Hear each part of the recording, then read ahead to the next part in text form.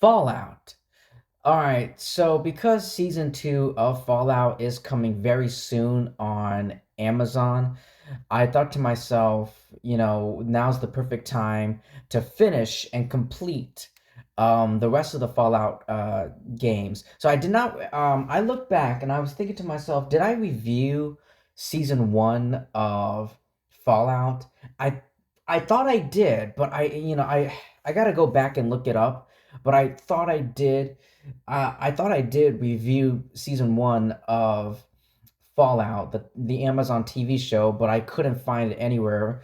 So I guess I might have deleted it, or because I did not like the way it was edited and the way I was just blabbering on in that video for some reason.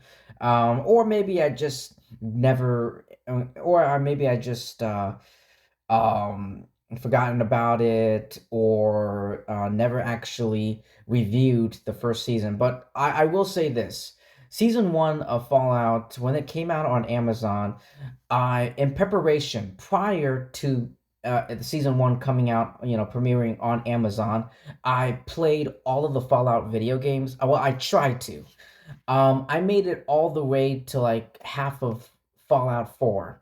So like I was playing Fallout 4, and I knew, even though in my mind I knew, the season 1 is coming like tomorrow, is literally coming tomorrow. I don't have enough time to I can't, there's no way, there is no humanly way for me to like cramp all this gameplay into one day. There's no way. So because of that, I had to pause Fallout 4. And now here we are. So, season 2 is coming soon, and now I have finished playing Fallout 4, and I also finished playing New Vegas, and just recently 76. I think I played them in like not chronological order, because like it's the first three, like Fallout 2, Fallout 3, then New Vegas, and then 4, and then Fallout 4. But I played the first four, and then New Vegas, and then 76 is the one, I believe. But yeah, 76. And I played 76 because I had like extra time, so I was like, why not? So yeah, that's what we're gonna do. I personally, I know a lot of people love like Fallout, and Fallout 2, but for me personally, it wasn't until Fallout 3 where it started to, where the graphics and the gameplay mechanics gotten a lot better, because it was, because as years go by, technologies, improved. And I liked. I wasn't a big fan of the first two Fallout games, even though like I finished the story, the campaign of of the first two games. I was more comfortable with Fallout 3. I liked Fallout 3. It was slightly better than the first two games. But Fallout 4 is definitely, after watching, after playing, I started playing Fallout 4, and then season 1 of the show came out, and then like you jump forward to like this year, and then you jump forward to this year, and I'm like, now, like, after watching season 1 of Fallout, I'm like, yeah, this season 1 really feels a lot like Fallout 4. Like, out of all the Fallout games, it feels like it feels very familiar and like in tone with the fourth game. I mean, with some, with 1, 2, and 3 like scattered around here and there, but I don't know, like something in my mind, or it just feels like it's like a loose adaptation, or variant of, or a version of Fallout 4, season 1. And now I'm hearing season, after finishing New Vegas, I heard like season 2, and the way season 1 ended, the finale, it looks like we're heading to New Vegas. But anyway, yeah. But yeah, So like I played Fallout 1, 2, 3, 4, and then I paused Fallout 4, watched season 1 of the TV show on Amazon, and then jumped forward, and then like 1 year later, here we are back here with season 2 coming out. I decided, let's finish all the Fallout games. So I finished completing Fallout 4. It's been a year, but it took me a while. Because it's been a year, it took me a while to like remember everything and the gameplay and everything. So it took a while for me to get back into the groove of things. But yeah, I finished all that. But with all that bullshit out of the way, let's let's talk about the actual video games, Fallout. So that's my thoughts, my opinions. Yeah, when it comes to Fallout, it's definitely, this is it's a franchise that I really like and I really love. I don't think I love it as much as like fucking Mortal Kombat or Resident Evil. Like I'm a huge, I would call myself like a huge Resident Evil fan and a huge Mortal Kombat fan. Um, like I fucking love Mortal Kombat and Resident Evil. Um, Even though there might be a few things in both Mortal in the lore of Mortal Kombat and Resident Evil that I don't really, I'm not 100%. But like but yeah, like I'm a above casual, maybe a moderate, like above moderate to expert. Like I'm in between expert and moderate and moderate in between when it comes to Fallout, like this franchise. I'm not a beginner. There are a couple, there are like after playing like pretty much all the primary main games, I've exposed myself to this world, and I've known so much about the species like the ghouls and the roaches, for examples, and vault dwellers and caps and and caps and vault tech and all this information and all this lore. I wouldn't necessarily call myself a huge hardcore mega fan, like mega super fan, like I am with, like I said, such as Mortal Kombat or the Resident Evil games. By the way, Resident Evil, I've got to finish reviewing all that. I took a huge break. I took a long ass like vacation, like 1 year. It feels like 2 years since I like reviewed or did any videos for Resident Evil. I was about to do a review for Resident Evil 4, the remake, but then but so many things were coming out at that time, and it prevented me. It fucked everything up. But here we are.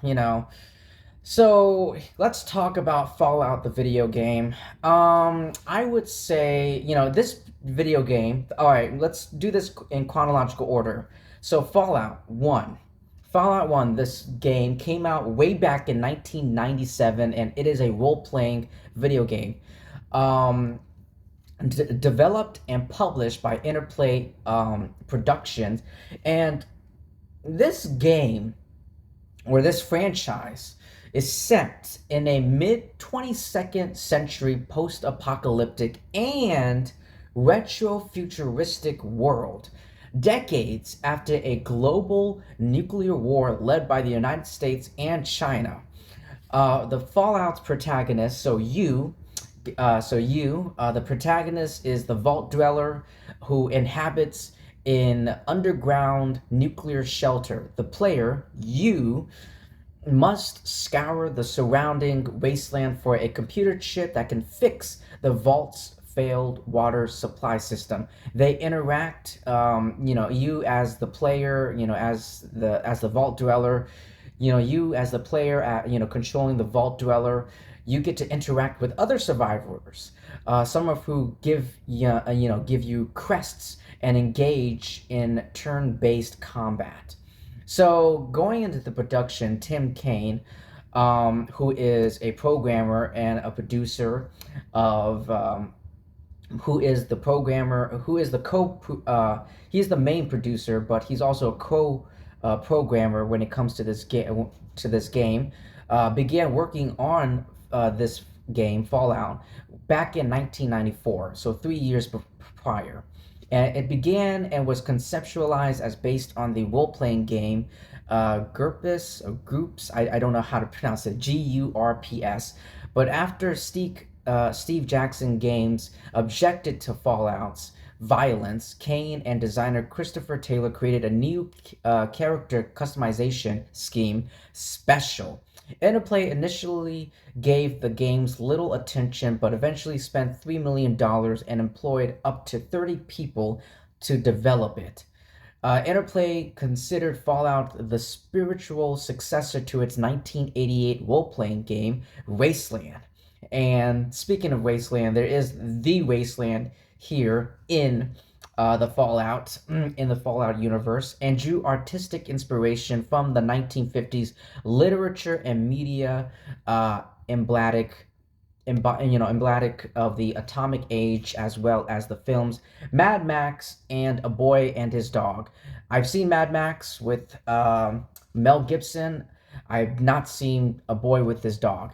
But anyway, the quests were intentionally made morally ambiguous. After 3.5 years of development, Fallout was finally released in here in North America, way back in October 1997. And the game would go on, and now Fallout is this game, and has received a lot of great reception and feedback and reviews from critics and just gamers in general, because of its open-ended gameplay, the character system, the plot, and the setting. It won Role Playing Game of the Year from GameSpot and Computer Games Magazine, and was nominated by the Academy of Interactive Arts and Science at the Spotlight Awards. Yeah, so it was pretty much, this game was a commercial success, selling more than 500,000 copies worldwide, and now it's listed as one of the greatest video games of all time, and that is special achievement. That is a special golden platinum achievement right there. Um, and now it's, this Fallout 1, or, has been credited for renewing, consumer interest in the role-playing video game genre. It spawned the widely successful Fallout TV show that I have seen and really love. The rights to which were purchased in 2007 by Bethesda Softworks. But yeah, that's a little production and development behind the scenes of this game and the legacy of this game. But anyway, you know, going into the actual gameplay, Fallout, like I said, it's a role-playing video game. The player, you, begin by selecting one of three characters, or one with player customized attributes. The protagonist, known as the Vault Dweller, has 7 primary statistics that the player can set: strength, perception, endurance, charisma, intelligence, agility, and luck. Each statistic may range from 1 to 10, provided their sum does not exceed 40. Two other statistics set during character creation are skills and traits. All 18 skills are learned abilities. Their effectiveness determined by a percentage value. Their initial effectiveness are determined by the primary statistics, but 3 can be tagged and given by a 20% boost. Traits are character qualities are with both a positive and negative effect. Like, the player can pick up to 2 from a list of 16. During gameplay, the player can choose experience points through various actions. For gathering experience points, the player will level up and may experience their skills by a set number of points. Every 3 or 4 with the skill trait levels, the player can grant themselves a special ability known as perks. There are 48 perks plus 2 extra perks, which can be which can only be attained by wearing certain types of armor, and each has prerequisites that must be met. For example, the perk Animal Friend, which prevents animals from attacking the player character, requires the player to be level 9, have an intelligence of 5 or higher, and have an outdoorsman skill of 25%. So that's a little bit of that. So as you're wandering around in Fallout, the player explores the game world from a trimetric perspective and interacts with NPCs, non-playable characters. Characters vary in their amount of dialogue. Some say short messages, while others speak at length. Significant characters are illustrated with 3D models known as talking heads during conversations. The player can barter with other characters or buy goods using bottle caps as currency. The game has companions that the player can recruit for exploration and combat, although they cannot be directly controlled. There are three main quests where completion is required. Two of them given after completion of the first one. The first main quest has a time limit of 150 in-game days. The game ends if the player fails to complete it with the allotted time. Some characters give the player side quests. If the player solves them, they receive experience points. You get some XP and occasionally a reward in the form of money and or goods, like caps or I don't know, some outfits like a piece of armor or something like yeah, I don't know. Something like that. The player can utilize the Pip-Boy, the Pip-Boy 2000, a portable wearable computer that tracks these quests.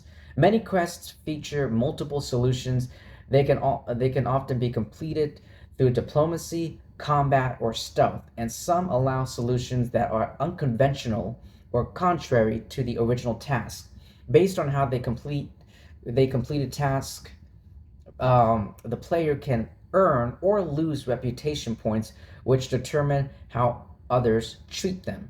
The player's actions dictate. So you be careful with that. So the player's actions dictate what future story or gameplay opportunities are available in the ending. Combat is turn-based and uses an action point system. The number of action points that are available depending on certain perks and the player's allocation in the agility statistic. During each turn, multiple actions may be performed by the player until they run out of action points. Different action points such as attacking, moving, reloading, interacting with objects mid-combat, and assessing the inventory consume different amounts of points. The player can rapidly switch between two equipped weapons and may acquire a diverse range of weapons, many of which can target specific areas of enemies. All weapons have one or two types of attacks. For example, melee hand-to-hand weapons typically have two attacks, which is swing or thrust. Automatic firearms come with a burst mode. If the player has equipped no weapon, they can punch or kick. So there's that. So that's pretty much it. Now going into the story and the setting of this game. The setting takes place on October 23rd, 2077. 77, so a couple days before Halloween. Because of this post-apocalyptic dystopian future, it kind of fits well.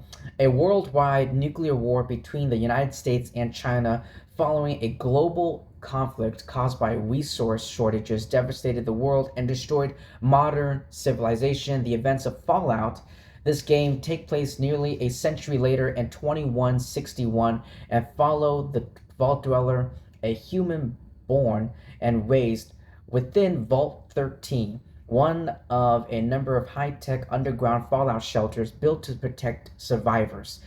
Those on the surface live off the savage of the old world. Vault 13 is located beneath the mountains of Southern California. The Vault Dweller can explore major settlements, including Junktown, which is mired in conflict between local sheriff, the character of Killian Darkwater, and criminal Gizmo, voiced by fucking Jim Cummings. The one in the I love Jim Cummings. But anyway, the hub, a bustling merchant city with job opportunities, and Acropolis, a city founded by the remains of Bakersfield by ghouls. Humans mutated by radiation, who are revealed to be the former inhabitants of Vault 12. The Vault Dweller's journey also brings them into contact with various factions, including the Brotherhood of Steel, who are a quasi-religious military order devoted to refining and restoring pre-war technology, the Children of the Cathedral, an optimistic religious cult, and an army of virtually immortal humanoids immune to radiation called super mutants, led by the amalgamated creature known as the Master. Um, so so when it comes to the when it comes to the story in Vault 13, the water chip, a computer component responsible for the vault's water recycling and pumping machinery, stops working with only 150 days reserves before water reserves will run dry. The vault overseer, Ken Mars, tasks the Vault Dweller with finding a replacement. Armed with the Pip-Boy 2000 and meager equipment, the Vault Dweller leaves Vault 13 for the nearest source of possible help. Vault 15, which is Vault 15, but finds it abandoned in ruins. The Vault Dweller then explores the wasteland and locates a replacement ship in the destroyed Vault 12 underneath Necropolis. The Vault Dweller returns to Vault 13 with the chip and the water system is repaired. However, the Overseer becomes concerned about the mutants reported by the Vault Dweller, believing the mutations are too widespread and extreme to be a natural occurrence. The Overseer assigns the Vault Dweller a new task, finding and stopping the source of the mutations. Information discovered throughout the wasteland reveals that humans are being captured and turned into super mutants by exposure to the forced evolutionary virus, the FEV. The super mutants are led by the Master, who intends to transform every human into a super mutant and establish unity on Earth. So he's the I guess you could say, yeah, he is, I guess you could say, the Master is the main primary antagonist of the game. But yeah, and establishing unity, the children of the cathedral are a front created by the Master, who is using them to trick humans into peaceful submission. To stop the mutations, the Vault Dweller must destroy the vats containing the FEV and kill the Master. The order of the task is chosen by the player, so you get to choose how to do that. The Vault Dweller travels to the Marisopa military base to destroy it and the vats within, preventing the creation of more super mutants. To kill the Master, the Vault Dweller travels to the Children's Cathedral and locates a prototype vault beneath it, from which the Master commands his army. The Vault Dweller infiltrates the vault and can choose to convince the Master that his plan will fail because the super mutants are infertile, kill him immediately, or set off an explosion that destroys the cathedral. The Vault Dweller returns, but yeah, those three options are completely up to you, the player. And then after that, after you've made your decision, you as the Vault Dweller return back to Vault 13, but is denied entry by the Overseer, who fears that they have been changed by the experiences and the tales of their exploits and accomplishments will encourage the inhabitants to abandon the vault. As such, the Overseer exiles the Vault Dweller into the wasteland, and Fallout concludes with the legacy of the Vault Dweller's decision on the societies and people that they had encountered. So depending on your decisions, whether it's good or bad, and how you're, nice or, or whether, or whether you're nice or rude towards other characters, impact the fate of your character, the Vault Dweller. But yeah, additionally, there is an alternate ending to all this.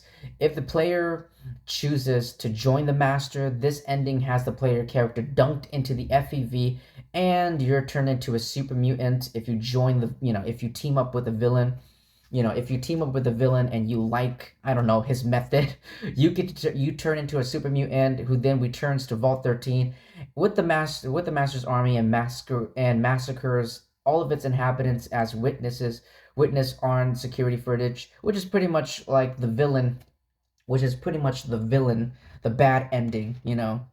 Which is pretty much like the worst ending, the bad ending, I guess. But anyway, that's pretty much the story of the game. But yeah, I'm not gonna be talking about every single fucking thing here. But back in the 1990s saw a decline in the popularity of, the role playing video game genre as a result of stale settings and ideas, competition with other genres and poor quality assurance. And then Fallout has been credited as one of several innovative role-playing games that revived the genre's popularity. So congratulations. This game Fallout 1, like it jump started it jump started it's the defibrillator of the role-playing genre, um and but yeah, it's Fallout's post-apocalyptic setting was novel. Contemporary role-playing games often feature Tolkien-inspired fantasy settings, and it also stood out for its focus on the player character, how their choices impact the game world and the open world gameplay. And now it's one of the most influential games of all time. So congratulations. And now, now that I mean that was back in like the 90s, back when it initially came out. Like nowadays, like modern time, going back to this, it's now considered now, nowadays, like modern times, it's now considered, it continues to receive so much, you know, attention and love and praise from critics and gamers. And it's, one of the best role-playing games on the PC. And it's so innovative, and with its settings, its dark tone, the post-apocalyptic wasteland of a, tone, gameplay mechanics, and character system. And there are people out there, so there are some critics out there who found the game outdated. Sure, like for me, like, maybe that's why, maybe I'm like one of those games, I'm one of those people, I'm one of those critics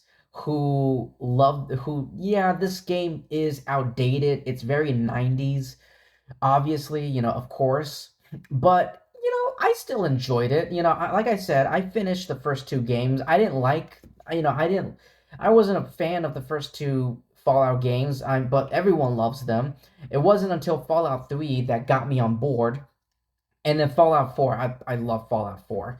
That game just took it to a whole new level for me. But video games, just like movies and TV shows, hit us all and impacts us all and have us make our own, have, impact us and have our own, opinions and emotions, Um, I will, even though it's outdated, I still enjoyed it. It's still enjoyable, of a game.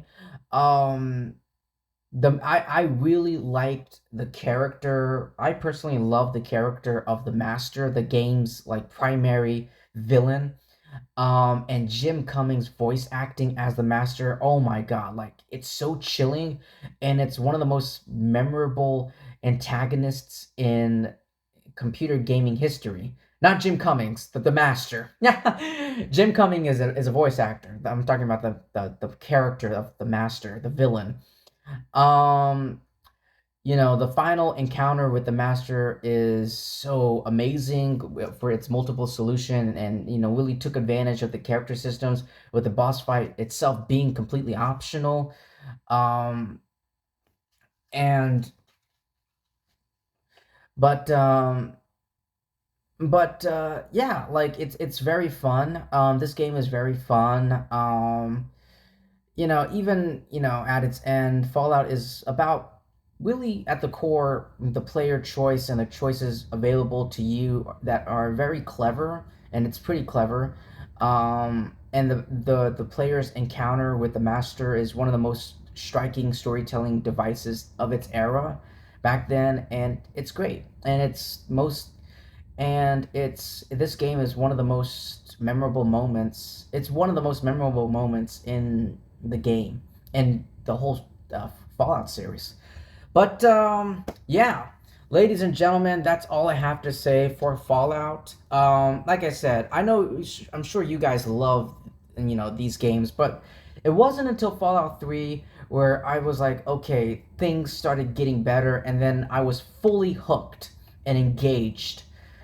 I was hooked with Fallout 3, but I was fully engaged and loved Fallout 4. Fallout 4 is my favorite out of the whole Fallout franchise. But anyway, ladies and gentlemen, that's all I have to say. Thank you so much, everyone, for taking time to listen to my breakdown. This isn't really like a straight up review, it's pretty much a breakdown of the game itself and my personal experience. In my personal experience with finally finishing the Fallout, well, the main, not like every single Fallout games. I'm sure there's like spin-offs and all that. I do know there are spin-offs of the Fallout, this universe, but I finished the main primary games, the first 1, 2, 3, 4 Fallout games, New Vegas, and we just literally yesterday I finished, last night I finished 76.